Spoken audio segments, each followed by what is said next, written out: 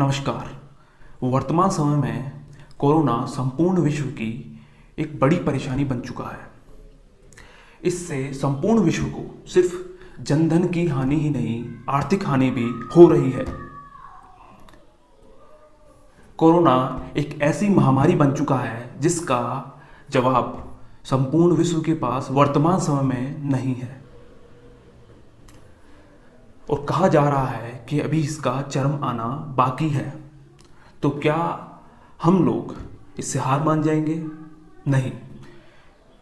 इससे पहले भी हमारे पूर्वजों ने इससे भी भयानक बीमारियों का सामना किया है। आप 13वीं सदी का प्लेग ले लीजिए, इसमें 25% यूरोप की आबादी समाप्त हो गई थी, या 1918 में आया स्पेनिश फ्लू। इसमें संपूर्ण विश्व की 10 से 20 करोड़ जनता खत्म हो गई थी। 1918 में हिंदी के मशहूर कवि सूर्यकांत त्रिपाठी निराला महज 22 साल के रहे होंगे। उन्होंने अपनी आत्मकथा कुलीभाट में लिखा है कि दालपाऊ के गंगा तट पे जहां तक निगाहें जाती थीं सिर्फ लाशें ही लाशें दिखाई देती थीं। इस बीमारी से उनके पुत्र व पत्नी की भी मृत्यु हो गई थी। इस बीमारी से निराला ही नहीं, हमारे राष्ट्र के राष्ट्रपिता महात्मा गांधी भी संक्रमित हुए थे और इसी बीमारी के कारण उनकी पुत्र वधू गुलाब व पोते शांति की मृत्यु हो गई थी। कहा जाता है कि मशहूर उपन्यासकार प्रेमचंद भी इस बीमारी से संक्रमित हुए थे। इस बीमारी का नाम था स्पेनिश फ्लू, जो बहुत ही भयावह थी। इसका नाम स्पेनिश फ्लू पड़ा क्योंकि सर्वप्रथम इसका रोगी स्पेन में पहचाना गया। भारत में इस बीमारी की शुरुआत 29 मई 1918 से हुई। इस बीमारी का आगमन भारत में भारतीय सैनिकों के द्वारा हुआ, जो प्रथम विश्व युद्ध से लौट रहे थे और संक्रमित हुए। द राइडिंग टाइगर के लेखक अमित कपूर ने अपनी पुस्तक में लिखा है कि ये बीमारी सर्वप्रथम मुंबई बंदरगाह से शुरू हुई और वहां से ट्रेनों के जरिए संपूर्ण भारत में फैली। इस बीमारी से भारत में 1 करोड़ 80 लाख लोगों की मृत्यु हो गई थी। जॉन बेरी ने अपनी पुस्तक द ग्रेट इन्फ्लुएंजा में लिखा है कि लोग ट्रेनों में अपने गंतव्य तक पहुंचने के लिए सवार हुए, परंतु उनके गंतव्य तक पहुंचने से पहले ही उनकी मृत्यु हो चुकी थी। इसी से आप इस बीमारी की भयावहता का अनुमान लगा सकते हैं। इस बीमारी में मुख्यतः लोगों की मृत्यु इसकी शुरुआती 24 हफ्तों में ही हो गई थी। ये बीमारी बहुत ही भयानक थी।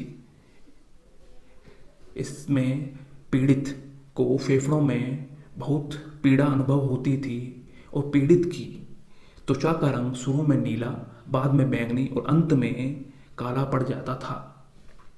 इस बीमारी के कारण भारत में मरने वालों की संख्या 1 करोड़ 80 लाख थी, जो कि भारतीय जनसंख्या की उस समय की 6% थी। अर्थात भारत की जनसंख्या उस समय 30 करोड़ थी, इसमें 1 करोड़ 80 लाख लोगों की मृत्यु इस बीमारी के कारण हो गई थी और संपूर्ण विश्व में इस बीमारी से मरने वालों की संख्या 10 से 20 करोड़ थी, जो उस समय के हिसाब से बहुत अधिक थी।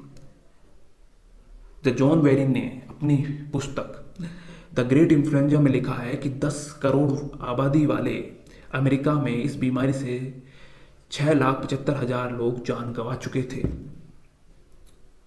ये बीमारी संपूर्ण विश्व के लिए बहुत ही भयानक थी और भारत में उसी समय इतिहास का सबसे भयंकर भूख सूखा पड़ा था। इसी कारण भूख भारतीयों की मजबूरी बन चुकी थी और भूख से मनुष्य की आरोग्य क्षमता अर्थात इम्यूनिटी पावर कम हो जाती है। इससे रोगों से लड़ने की क्षमता भी अत्यंत कम हो जाती है।